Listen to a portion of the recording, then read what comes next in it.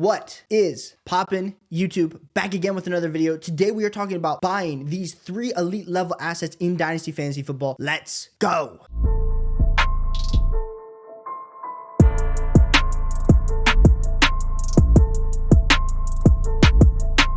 Now, a lot of you boys have been commenting on Reddit in the YouTube comments talking about my buy lows, my sell highs, saying Caleb doesn't like to have any fun in Dynasty. He's always trying to play the stock market. He's not actually trying to build winning, competing teams. Gentlemen, that is farther from the truth. We are diving in here today on 3 assets that I believe you should be trying to buy in your Dynasty leagues, paying up. But before we get started, 91% of you are not subscribed. So hit that subscribe button, hit that like button, best free way to support the channel. My first player is going to be Jamarr Chase. Now, I know what you're saying, Caleb, he's a first-round startup pick. I can never trade for Jamarr Chase.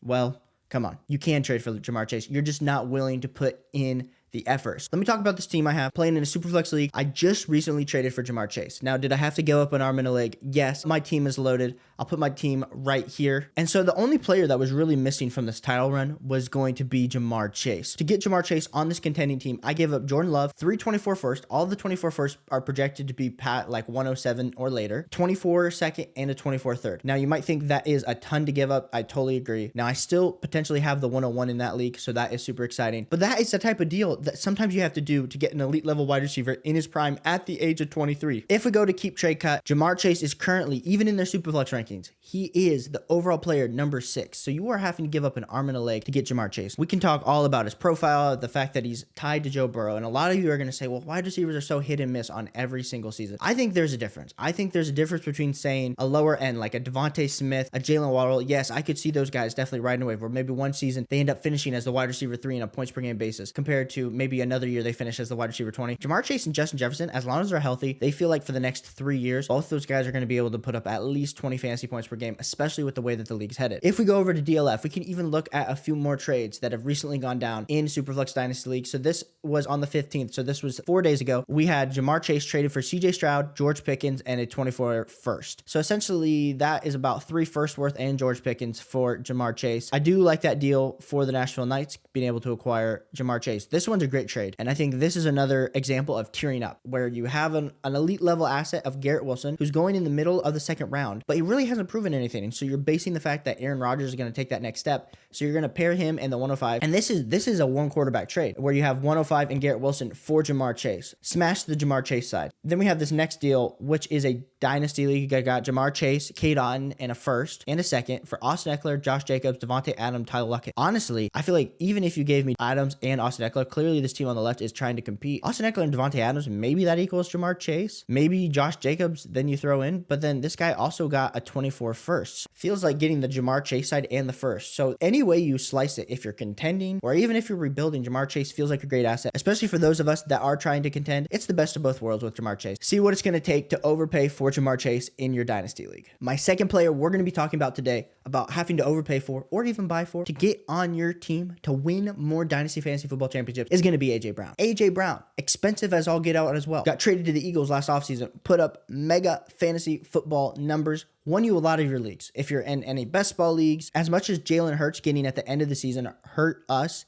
in the playoffs, AJ Brown, target hog. Right now on KTC, AJ Brown, overall player 14, wide receiver 5. Should probably be wide receiver 4, but a lot of us love us some Garrett Wilson. But trying to look and trade for AJ Brown, what are some trades that I would be interested in seeing to do? I haven't made any trades. I traded for AJ Brown all last offseason, which panned out very well for myself. But if we're looking at the DLF trade finder, AJ Brown for Kyler Murray, Jahan Dotson, smash AJ Brown side on that one. I think that's 1 quarterback. We have a 24 first, a 24 second for AJ Brown, smash AJ Brown. We have this trade down here where we have, this is in a Superflex league, Joe Mixon and AJ Brown for Dameon Pierce, Traylon Burks, and the 109. Smash AJ Brown. Like, I think a lot of people with AJ Brown, especially this season, he's getting up there in age. He's turning 26 years old. He's 25 years old. And there's a lot to like about AJ Brown and the continued success of the Philadelphia Eagles offense. They've poured a lot into their defense. They're investing heavily into their offense. Howie Roseman seems to know what he's doing. AJ Brown, I can't imagine he doesn't do what he did last season, because who are you going to double? Him or Devontae Smith? When you got Swift coming out of the backfield, you have Goddard going over the middle. Come on, guys. Go try to see what it's going to take for AJ Brown, because honestly, I think he's probably cheaper than he has been the last 2 seasons. Now, if we look at his stock price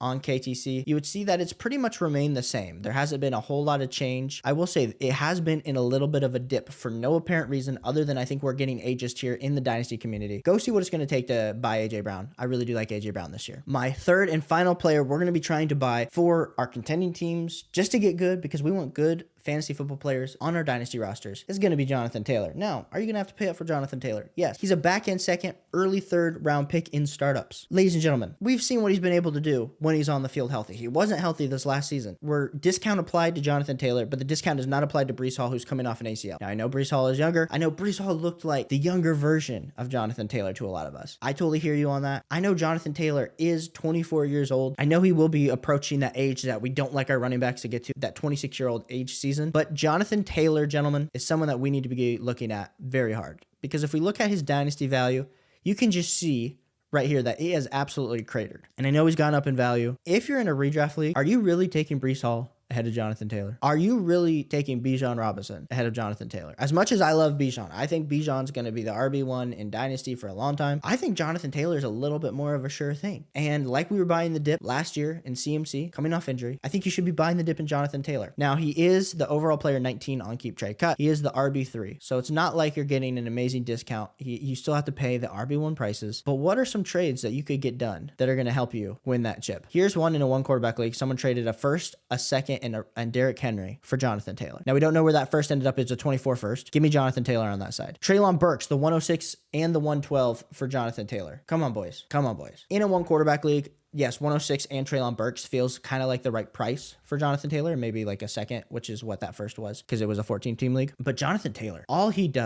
Jonathan Taylor, boys, all he does is score fantasy points. His rookie season, 16.9 fantasy points per game. The year before that, his record-breaking year, 21.9 fantasy points per game. And then, of course, last year in the 11 games that he played, 13.3 fantasy points per game, put him as the RB17 on a points per game basis where he was nicked up and hurt the whole year. You're going to say to me, Caleb, that's no excuse. But if anyone watched the Indianapolis Colts offense, when they were rolling out Zach Moss and Deion Jackson, you had Sam Ellinger, Nick Foles. It was a brutal offense to watch. And the fact that Jonathan Taylor even had any sort of slim resemblance of himself with Jeff Saturday seemingly driving the Colts into the 4th overall pick, with now them having Anthony Richardson, the running game is going to be on point. They're not going to be able to target in on Jonathan Taylor because Anthony Richardson at any time can pull the ball. So is that going to hurt? A lot of people have been saying to me, is Anthony Richardson going to hurt Jonathan Taylor's overall touchdown upside? I think you could definitely make that argument that it potentially could. But if the offense is more efficient and they're getting in the red zone a lot more times, his touchdown number should go up anyway. He had 20 total touchdowns in 2021. Now, maybe he gets 18, but if all of a sudden he has a little bit more rushing yards, gets some more receptions, he can make up the difference. I still think Jonathan Taylor gets in that 20 fantasy points per game average for this next season, as long as everything goes right and he stays healthy. Now, of course, we can't predict injuries, but if he's healthy, 20 fantasy points per game seems realistic, and you're only having to buy him at RB5 prices. Could be the RB1 this year in fantasy football and next year. So if I'm in Dynasty, I'm actively trying to acquire Jonathan Taylor. See what the manager wants. Might be a little bit sour on him after this last season. I appreciate everyone tuning in here today. We will be live tomorrow doing a live mock draft, so send me a message on Twitter if you want to get into that. I'll catch you on the next one. Peace.